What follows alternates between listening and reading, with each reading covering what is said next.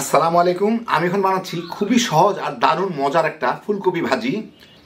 মানে ভাতের সাথে খাওয়ার জন্য ভাজি না, এমনি স্ন্যাক্স হিসেবে খাওয়ার জন্য ভাজি। এটা একটা স্প্যানিশ রেসিপি, তৈরি করা খুব সহজ, খাইতে দারুণ মজা। অনেকে হয়তো ভাবতে পারেন যে আমি পরপর ফুলকপির কতগুলো রেসিপি দিচ্ছি কেন, কারণ এখন বাজারে যা দাম, এতে ফুলকপি আর আলুই সবচেয়ে সস্তা, খাইতেও মজা। তা আমাদের পকেটের যা অবস্থা, এতে ফুলকপি আর আলু খেয়ে বাইচা থাকি আর কি। যত ভিন্ন রকমভাবে মজার মজার খাওয়া তৈরি করা যায় সেটাই দেখানোর চেষ্টা করতেছি। তো আসেন দেখি শুরু করা যাক। আমি এখানে কিছু পানি ফুটাই নিছি, এর মধ্যে আমি 1 টেবিল চামচের মতো লবণ দিব। দিয়েই আমি এখানে একটা একদম ছোট সাইজের ফুলকপি এরকম টুকরা টুকরা করে রাখছি, ছোট ছোট টুকরা করে এরকম করে। এইগুলাকে আমি এর মধ্যে প্রায় 2-2.5 মিনিট জাল দিয়ে নেব। এই এখন যে ছাড়লাম, এখন থেকে 2-2.5 মিনিট জাল দিব। আমি এটা আসলে 3 মিনিট জাল দিলাম। 3 মিনিট জাল দেওয়ার পরে আমি এগুলোকে এখন পানি থেকে উঠায় নিব। ছাড়ার পর থেকে 3 মিনিট কিন্তু।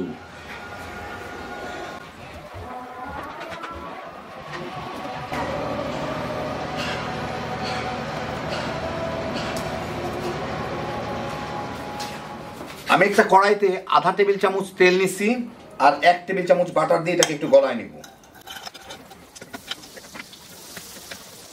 বাটারটা গলে গেলেই এমনি গরম হয়ে গেছে, এর মধ্যে আমি 4 কোয়া রসুন কুচকুচি করে রাখছি, ওগুলা দিয়ে একটু ভেজে নিব। রসুনটাকে একটু হালকা বাদামি করে, খুব বেশি সময় লাগবে না, মিনিট খানেকের মধ্যেই হয়ে যায়। এই মিনিট খানেকের মধ্যেই রসুনগুলো একটু বাদামি হওয়া শুরু করলে এর মধ্যে আমি দিয়ে দেবো আধা চা চামচ প্যাপরিকা।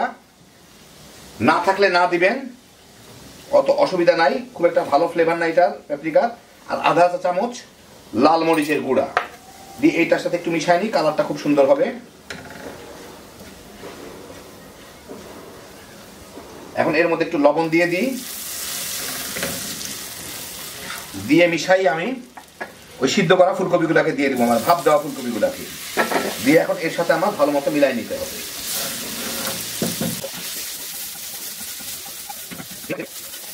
আমি এতক্ষণ হাই হিটে জাল দিছিলাম, এখন হিটটাকে মিডিয়ামে নিয়ে যাব।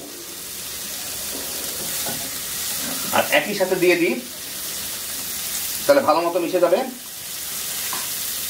আধা চা চামচ গোলমরিচের গুঁড়া এর মধ্যে দিয়ে দিতে হবে, যাতে ভালো মতো মিশে যায় এর সাথে।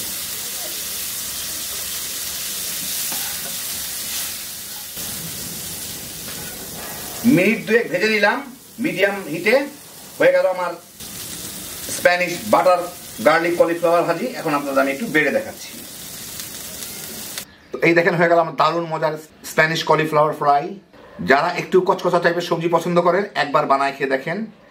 যে কোনো ধরনের সস কিংবা চাটনি দিয়ে তামা তামা করে খেয়ে ফেলাইতে পারবেন, খাইতে দারুণ মজা। এই ঠান্ডা ঠান্ডা দিনে চা কফির সাথে বিকালবেলা হ্যাপি জোশের একটা আইটেম। আল্লাহ আপনাদের সবাইকে ভালো রাখুন, সুস্থ রাখুন, নিরাপদে রাখুন। ইনশাল্লাহ বেঁচে থাকলে আবার দেখা হবে। আল্লাহ হাফিজ।